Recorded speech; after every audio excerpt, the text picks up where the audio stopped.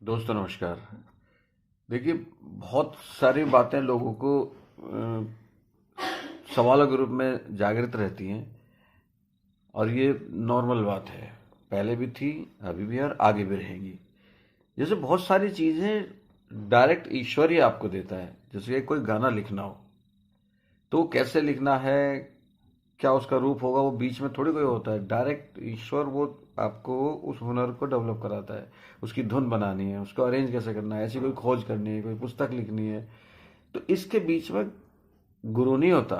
इस क्रिएटिविटी के रूप में डायरेक्ट क्रिएट करवाने वाला और क्रिएटर, मतलब ये हम लोग बीच में यही होता है। तो ऐसी चीजें इस बात पे ला रहा हूं मैं कि जैसे सच्चाई है, अगर हम सच्चाई की, जैसे मान लो इस बात पे आ जाइए कि अगर अगर हम कोई चीज क्रिएट कर रहे हैं, हुनर है तो हुनर बनाने वाला भी है।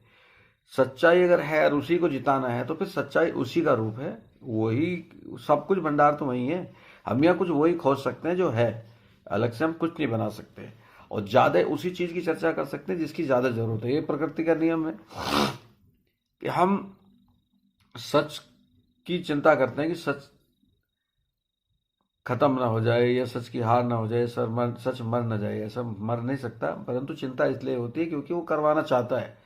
सत्यम शिवम सुंदरम, वो सत्य है। अच्छाई ना मर जाए क्योंकि वो अच्छाई है। बाकी चीजें, जो चीजें हैं, जितनी भी चीजें, धरती आकाश वायु अग्नि जल, ये उन्होंने बना रखे हैं, ये हैं तो है। ऐसी सच्चाई भी है, अच्छाई भी है। ऐसे ही हम नियम की बात करते हैं, ये नियम हमने बनाए, मतलब सांसारिक। ईश्वर का बनाया हुआ नियम को हम धर्म कहते हैं। अब धर्म का मतलब ये नहीं कि विशेष धर्म, विशेष नाम से कह रहा हूं। धर्म का मतलब ये है जो पूरी सृष्टि के संचालित रूप से, सुचारू रूप से, सही संचालन में जो मदद करे, उसको धर्म कहते हैं। जो खुद धर्म को खुद ईश्वर भी कहते हैं। और अधर्म उसे कहते हैं जो उसमें अवरोध लगाए, जो उसे रोके। तो इस तरह की चीजें, क्या है कि लोगों को लगता है कि भाई जो कल की अवतार है वो डायरेक्ट दिखाई दे जाए और उनको संतुष्ट हो जाए, भाई चलो भाई संतुष्टि हो जाए, अब है ये है तो अभी संभाल लेगा।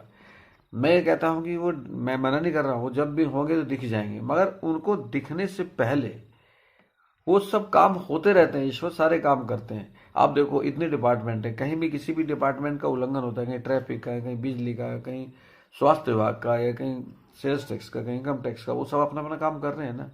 ये सारी शक्तियां प्रदेश सरकार के, सरकार के मुख्यमंत्री, अगर जब सरकार होती है तो उसमें होती, नहीं तो गवर्नर में होती हैं शक्तियां सारी। वो शक्तियां एक जगह हैं, फिर वो अलग अलग जाके काम कर रही होती हैं। इस बात को नॉर्मली प्रैक्टिकली है भाई। जरूरी नहीं है कि आपको गवर्नर साहब हर समय दिख ही जाए, और आपको वो दिख भी जाएंगे तो वो आपको उनके अंदर शक्तियां थोड़ी दिखेंगी। उनका तो इतना ही काफी कि ये गवर्नर साहब है, राज्यपाल हैं, इनके अंदर शक्तियां हैं, इनसे निकलती हैं सचिव को, और फिर सचिव से निकलती है विभागों को, विभागों से निकलती है पदों को, और पदों से सीधे वो प्रभावित होती है जनता के कार्य से संबंधित, उनको उनकी सेवा देते हैं। और देखो, सारी शक्तियां जो हैं वो सिर्फ सेवा के लिए होते हैं। चाहे कोई भी डिपार्टमेंट ले लो, सब सेवाएं तो देने के लिए होते हैं। और ईश्वर का मूलभूत जो जो गुण है, कह लीजिए, वो परोपकार है। कितनी सारी चीजें हैं, धरती आकाश वायु अग्निजल, और भी बहुत सारी चीजें देने के लिए हैं। बहुत सारे व्यक्तित्व होते हैं, लोगों को लगता है कि हम क्या जीवन भर करने के लिए ही हैं। ईश्वर ने जो चीजें हैं भंडार भर रखे, वो जीवन भर करने के लिए। एक पेड़ क्या करता है? पेड़ जीवन भर छाया, फल,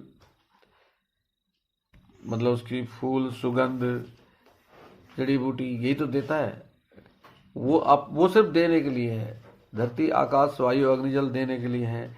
तो बहुत सारे हम सब भी देने के लिए ही हैं। आज आधा दुख तो इसलिए होता है यार, हमें हम क्या, हम भोगेंगे नहीं संसार को, हम सब देने के लिए आए हैं। आधा कष्ट ये सोच के होता है। सच ये बात है कि हम इस संसार में देने के लिए आए हैं। भगवान ने खुद का मूल का प्रारूप ही इस सृष्टि को आनंद के प्रेम के लिए रखा हुआ है। ये बात दिमाग में आ जाए तो दुख ना हो। दूसरा, वो जो खोजते रहते, मैंने अभी थोड़ी देर पहले बताया कि जो शक्तियां काम कर रही हैं धर्म की रक्षा के लिए जगह जगह, वो तभी काम कर रही है जब इनका बॉस है।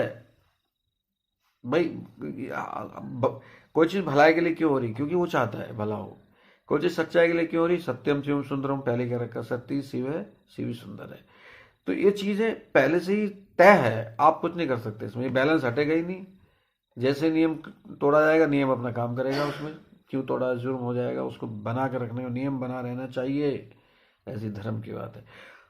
ईश्वर अपना काम कर रहे हैं, बीच में बताने के लिए अवतार के रूप में आते हैं, मगर काम हमेशा अनवरत रहता ही है धर्म की रक्षा का।